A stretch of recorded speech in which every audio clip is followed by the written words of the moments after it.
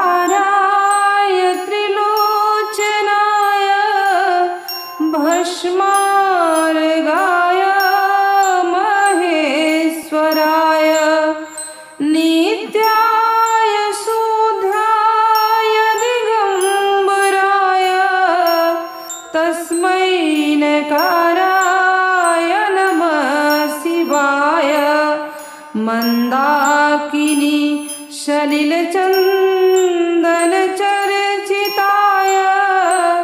नन्दीश्रयाय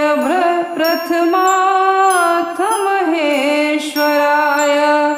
मन्दारपुष्प बहुपुष्पपूजिताय तस्मै मकाराय नमः शिवाय शिवाय गौरी